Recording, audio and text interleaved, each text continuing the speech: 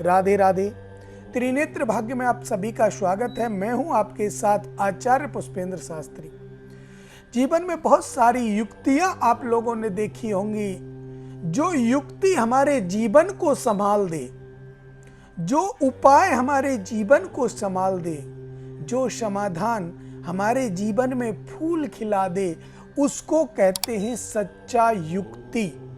जो युक्ति से हमारा कार्य सफल हो, जिस युक्ति से हमारे जीवन का मार्ग आपको प्राप्त हो, इसको कहते हैं सच्ची युक्ति। आज इसी को लेकर के हम बात करेंगे। आपके जीवन में किसी भी प्रकार की कोई समस्या हो, आपके टीवी स्क्रीन पर जो नंबर दिए जा रहे हैं उन पे आप कॉल करें और जान सकते हैं अपने जीवन के बारे में, अपने बच्चों के जीवन के बारे में, भविष्य को कैसे संभाला जा सकता है और कैसे संभाल करके रखा जा सकता है।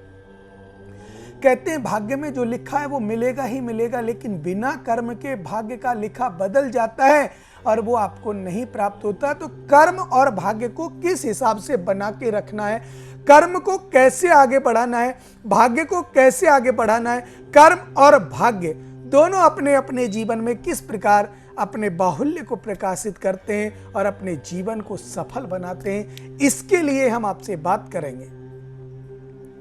तो विशेषकर देखो, समस्याएं तो बहुत सारी होती हैं। गृह कलेश, शादी विवाह, नौकरी, व्यापार वाणिज्य, कोर्ट केस, कोई किसी की सुनता नहीं, कोई किसी की मानता नहीं, ये सारी बीमारियां हैं और ये बहुत सारी समस्याएं हमारे जीवन में ग्रसित होती हैं। लेकिन अगर कोई कुंडली के माध्यम से उनका समाधान अगर हम करा लें, कुंडली के 12 भावों में समाधान अगर हम करा लें, तो हो सकता है हमारा जीवन सफल हो जाए और जीवन में किसी भी प्रकार की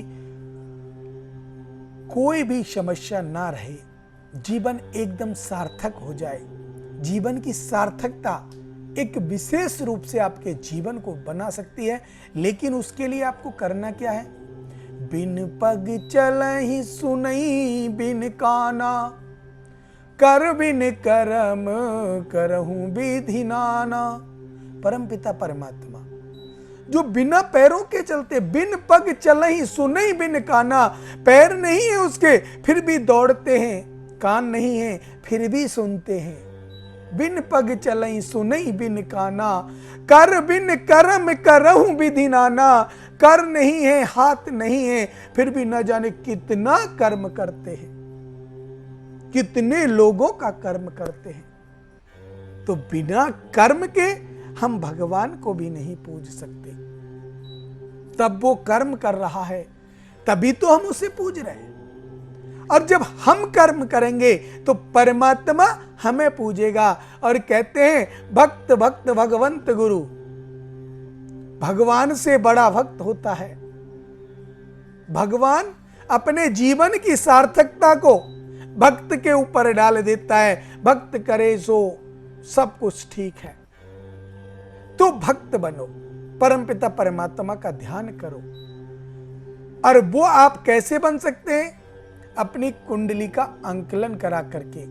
अगर कोई आपके ध्यान योग में, जहां आप परमपिता परमात्मा की तरफ लगन लगाना चाहते हैं, परमात्मा की तरफ प्रतिष्ठा पाना चाहते हैं, परमात्मा में लीन हो जाना चाहते हैं, ब्रह्मलीन नहीं परमात्मा में ध्यान लीन अगर आप होना चाहते हैं कि मैं तो भगवान का भजन करूंगा, भगवान का ध्यान करूंगा, ऐसा मन में अगर विचार आता है, तो आप अपने कर्म को बदल दीजिए। जहां आप कर्म आप नहीं करना चाहते वहां सत्कर्म करने लग जाइए।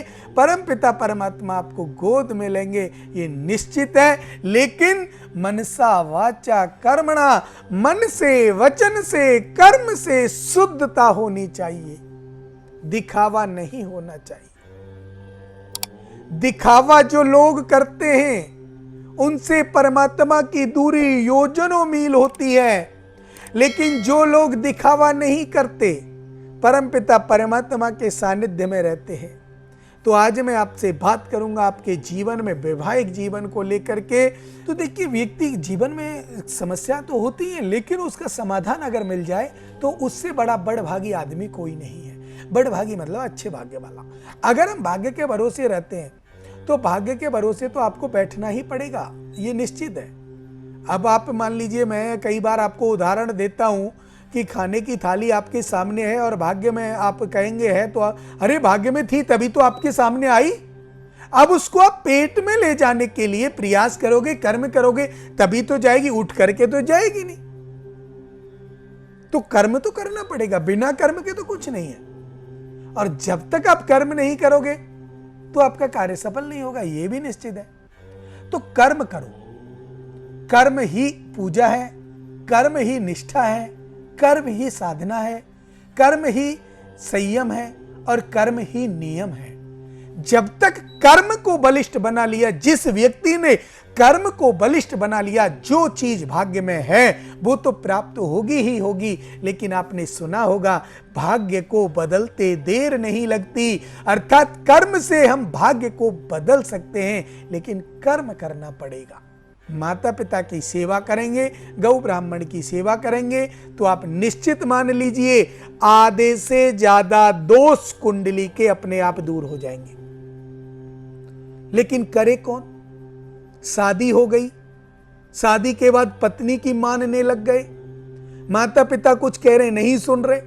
मैं ये नहीं कहता आप पत्नी की मत मानिए, सम्मान पत्नी को भी दीजिए, मानिए। लेकिन अगर पत्नी आपकी कहती है कि माता पिता से अलग होना है तो वो कुलटा स्त्री है। मैं ऐसी स्त्री का सम्मान नहीं कर सकता जो अपने सास ससुर की सेवा नहीं कर सकती। स्त्री एक मां है, स्त्री एक बहन है, बेटी है, पत्नी है, कितने रूपों में हमारा कार्य करती है, हमारा पालन पोषण करती है, कितने रूप। इसलिए स्त्री सदा वंदनीय है। लेकिन जो कुलिटा नार अपने सास ससुर की सेवा ना करे, उसको किस हिसाब से आप बोल सकते हैं? और उन माताओं से भी मैं विनती करूंगा कि अपनी बहू को, अपने घर में जो बहू आई है उसको अपनी बेटी का दर्जा दें। ऐसा नहीं कि बेटी अगर घर में आ रही है अपनी ससुराल से तो उनके बच्चे आ रहे हैं, उनको बहुत प्यार दे रहे हैं आप, और आपकी बहू को आप इतना प्यार नहीं दे रहे, तो उसमें बहू की भी गलती नहीं है। तो बेटी के समान बहू को आप प्यार दें, बेटी के समान रखें, बेटी के समान फ्रैंक हो जाएं अपनी बहू के साथ, और बहू अपनी सास ससुर को माता पिता के समान माने, ना कि सास ससुर माने। माता पिता मान करके, जैसे आपके माता पिता को कोई कष्ट होता है तो आप अपने पति से कहते हैं मेरा भाई ऐसा है, मेरी भाभी ऐसी है, माता पिता को कष्ट दे रही है, ऐसे क्यों दे सकती है? तुम भी तो देखो, तुम भी तो किसी के माता पिता को कष्ट दे रही हो। जब आप अपने सास ससुर की सेवा करेंगी माता पिता समझकर, तो आपकी भाभी, उसकी हिम्मत नहीं है कि वो आपके माता पिता को कष्ट दे दे, क्योंकि आपके संस्कार उसके ऊपर जाएंगे और वो आपको देख करके नीचे झुकेगी, आपको प्रणाम करेगी, आपको नतमस्तक होगी। लेकिन उसमें आपको सुधरना पड़ेगा। माता पिता की, सास ससुर की सेवा करेगी। अगर ये बात किसी बहन बेटी को गलत लगी हो, मैं क्षमा चाहता हूं कि मैंने उनको कुलटा स्त्री का रूप दिया, लेकिन उस स्त्री को दिया, उसके लिए मैं क्षमा चाहता हूं। लेकिन ध्यान रखें, सास ससुर की सेवा अवश्य करें। किसी के बहकावे में आकर के आप घर को बर्बाद ना करें। और जिस घर में ससुरा मायके की अधिक चलती हो ना, जो इस लड़की अपनी ससुराल में रह करके मायके की अधिक मानती है, उस घर को बर्बाद होने में मात्र ज्यादा समय नहीं लगता, 1 साल में वो घर बर्बाद हो जाता है जहां पर मायके की चलती है। तो ध्यान रखें, अपने ससुराल पक्ष की ही माने, ससुराल में अपने हिसाब से रहें। समय का अभाव है, चलते चलते मैं यही विनती करता हूं, आपका जीवन सफल हो, आपको ढेर सारी शुभकामनाएं मिलें। अब मुझे दें इजाजत। राधे राधे।